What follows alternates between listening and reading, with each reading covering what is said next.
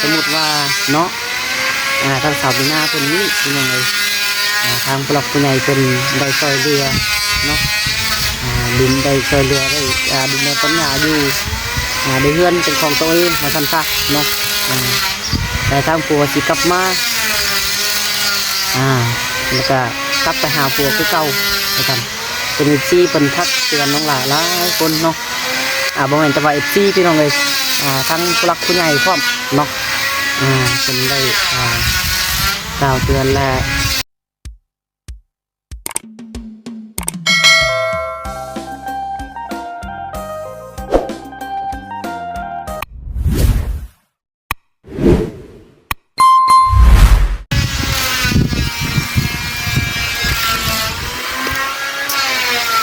มาพี่น้อยเนาะเกิดตามบรรยากาศมา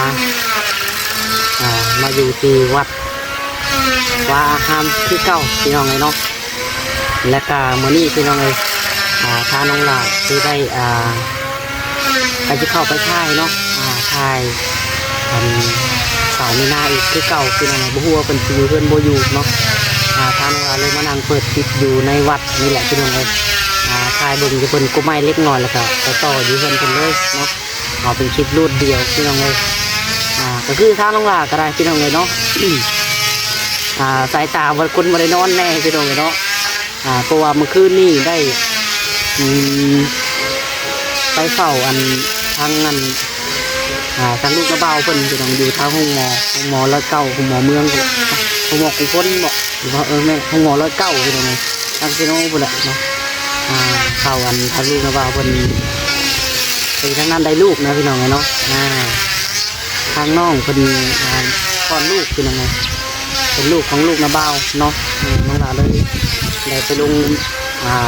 ส่งเข้าส่งน้ำเพิ่นเมื่อวานนี่เลยอยู่พุ่นบริโนอนดึกขึ้นพี่น้องเลยแล้วกลับมาพี่ก็มาเบิ่งเวียกคือเก่าเนาะแต่ว่าพิพาทประการใดหรือว่าพื้นคำคำใดบ่งามพี่น้องเลยเนาะต้องกราบขอโทษขออภัยหลายๆพี่น้องเลยเนาะเอาจังไรก็ได้พี่น้องเลยทักทายสบายดีในFCเลิศสู่คนเนาะพบพ่อกับทานน้องหลาอีกคือเก่าเด้อพี่น้องเด้อมาพบมาพอกันในตอนนี้พี่น้องเลยกาสิมาคุยเรื่องชาวมีนาก่อนพี่น้องเนาะก่อนที่เข้าไปหาเพิ่นก็ได้จักเพิ่นชิอยู่โบอยู่ได้ล่ะพี่น้องเลยถ้าว่าโบอยู่ก็จังไรก็ต้องไปเบิ่งก่อนเนาะไปเบิ่งบอลเก่าที่น้องหลาไปหาเพิ่นมื้อนั่นแหละเนาะตอนนี้เลยมาเบิ่งทางพ่อกับทางกระรอกมันกบไม้ก่อนเนาะก็คือเรื่องเล่าที่น้องหลาจะเข้าไปถามเพิ่นในนี้เนาะเรื่องที่ว่าเก่าเดิมๆนี่แหละพี่น้องเนาะไอ้ที่หลายๆคนมันก็เห็นหลายตัวหลายคนแล้วเห็นว่าเนาะว่าป้าผัวแล้วผัวที่กลับมาแบบกลับขึ้นดีที่เก่านะพี่น้องเนาะสมมติว่าเนาะทางสาวมีนาเป็นนี้พี่น้องเลยทางผู้หลักผู้ใหญ่เป็นได้ซอยเรือเนาะดินได้ซอยเรือได้ดินในต้นหญ้าอยู่ได้เฮือนเป็นของตัวเองมาทันตาเนาะแต่ทางผัวสิกลับมาแล้วก็กลับไปหาผัวคือเก่าไปทำเป็นซีเป็นทักเตือนน้องหลายคนเนาะบางแห่งจะว่าซีพี่น้องเลยทั้งผู้หลักผู้ใหญ่พร้อมเนาะเป็นได้กล่าวเตือนและถามน้องหลายอีกพี่น้องเนาะและการหลายคู่แล้วคนเป็นคอมเมนต์กันกันมาโอ้ยเป็นนายตนน่าสงสารดิเนาะพี่น้องเนาะน้องหลากกับว่าแม่พี่น้องเลยคนเป็นใจโซนอะไรเนาะจากที่น้องหลาสืบแล้วสืบอีกพี่น้องเลยถามไทยกะแบบเดียวกับลาว่าวเลยเนาะที่แรกว่าน้องหลาคิดว่าคนสาวชาติแบบว่าเนาะบ่แม่นพี่น้องเลยเนาะบ่แม่นถามหลายๆคนแหละเนาะที่ว่าแม่นทำความจริงที่ลาว่าวเบิดเนาะแต่รู้ว่าเรื่องว่าสิกับหาพวกเอาปัวนี่ยังอยู่พี่น้องเลยยังบ่ฮู้ว่าเพิ่นสิเอาแบบใดเนาะเดี๋ยวมื้อนี้น้องหลายสิไปถามเพิ่นเบิ่งอีกเทื่อเนาะถามเพิ่นเบิ่งอีกเทื่อพี่น้องเลยสมมุติว่าได้ทางผู้หลักผู้ใหญ่เพิ่นได้ซื้อดินดอกต้นหญ้าปลูกกระตูก็ยังอยู่เนาะแล้วตามปัวสิกลับมานี่ย่านแต่ว่าที่ว่าแล้วเนาะย่านเพิ่นกลับ ยันเพิ่นกลับไปหาผัวเพิ่นคือเก่าพี่น้องเลยเนาะเพราะว่าจะได้ก็ได้ลูกได้หยังนำกันแล้วและการทางน้องหลาวางแผนแบบนี้พี่น้องเลยเนาะบัดนี้เนาะสำหรับตัวน้องหลาพี่น้องสิวางแผนแบบนี้สิเว้ากับเพิ่น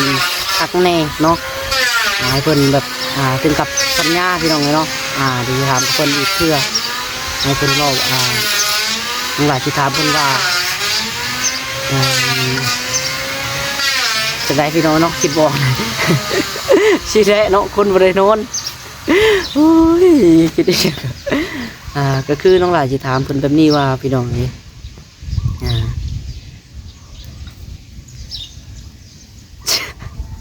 เอาว่า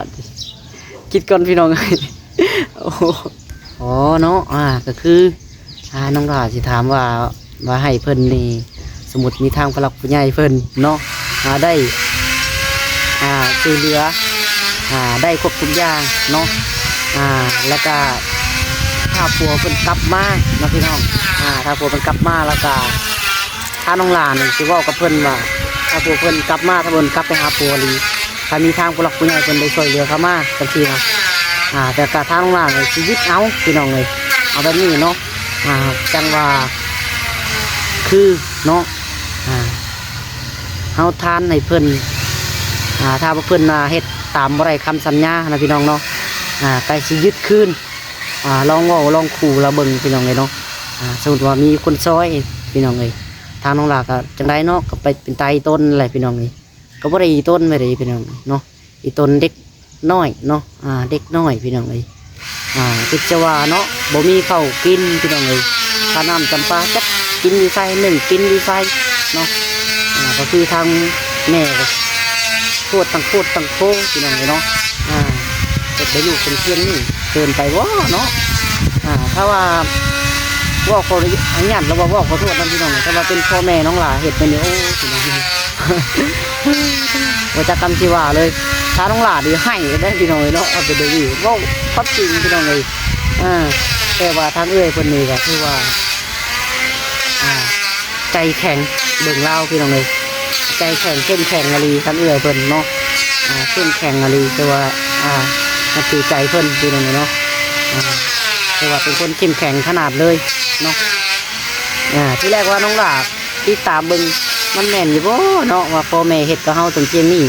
เฮาสิบ่น้ำตาตกจังดีอยู่บ่เนาะก็คือเราจมแล้วว่าเราให้อยู่พี่น้องเนาะแต่ก็ FC บัดบ่ได้เห็นน้ำบัดนี้เนาะในที่นะพี่น้องเลยน้องหลาคิดว่าเพิ่นในสร้างภาพอะไรอย่างไรมาแล้วถามสืบใครหลายคู่หลายคนเลยพี่น้องเนาะใครถามใครก็ถามเดาใครก็บอกตามความที่เราว่าเลยพี่น้องเนาะจังไรกะเนาะฝากเป็นกำลังใจที่เก่าพี่น้องเลยคือท่าน้องหลาแต่ชุดที่ค่อนยักษ์ซอยอะไรพี่น้องเนาะอีต้นเด็กน้อยพี่น้องเลยเด็กน้อยตาดำๆสั้นๆพี่น้องเลยเนาะเบิ่งทางแม่ก็ยังท้องใหญ่เล่อยู่เนาะจะเลี้ยงดูจังไรถ้าว่าแม่ได้ลูกคลอดลูกบ้านจะเจ้าเงินดูใช้ไปหาหมอบ้านเนาะมาทางนั้นก็บ่เบิ่งทางนี้ก็บ่เบิ่งคือเพิ่งใช้พี่น้องเลยเนาะน้องหลาก็จักสิว่าจังไรพี่น้องเนาะถ้าว่าน้องหลามีทุนมีห้องถ้าว่าน้องหลาติดเลขติดเบอร์พี่น้องเนาะก็สิเอาเงินน้องหลาเองนี่แหละซอยแต่ว่าน้องหลาก็ที่เท่าที่ตาเห็นเลยพี่น้องเนาะผมนี่ที่เลขกับบันทึกชี้นะพี่น้องเนาะกันนี่ก็เพราะแต่เลี้ยงดูชีวิตกับครอบครัวตัวเองพี่น้องทางน้องหลาเองก็พอจะได้ถ่ายคลิปส่งลง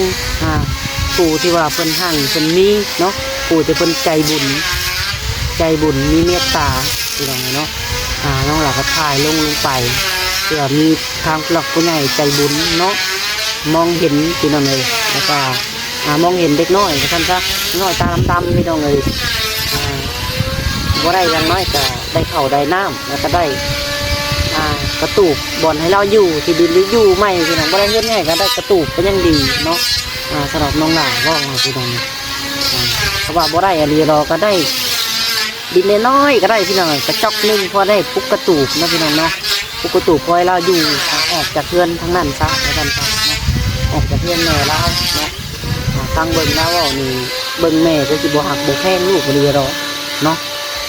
แต่ก็บ่ฮู้คือกันแล้วพี่น้องเอ้ยภายหลังหรือว่าเพิ่นจังได๋ก็ว่าแหละเนาะทางไหนก็ได้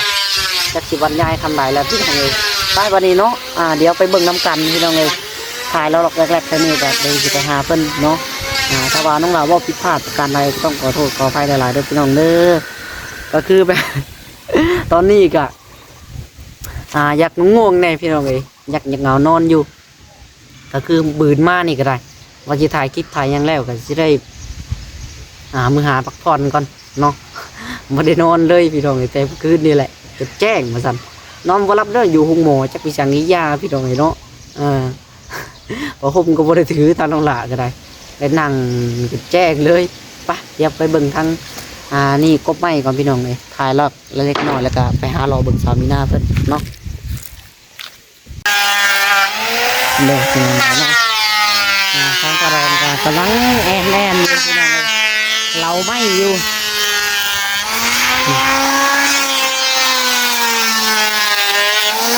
เราไม่คือเก่าพี่น้องมันนี่ก็ได้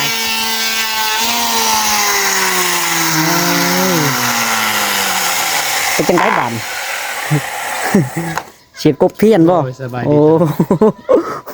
สักทายสวัสดีแม่ซีบ่คือว่าจังได๋พี่น้องเนาะพี่น้องเอ้ยละกบเนาะ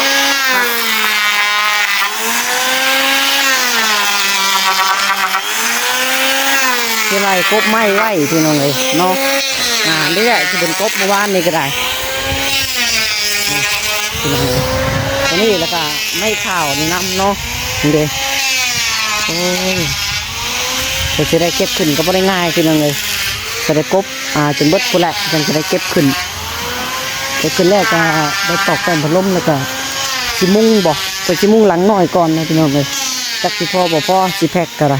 สิแพ็กก็ยังบ่ได้หลายปานใดเนาะยังอุ้ย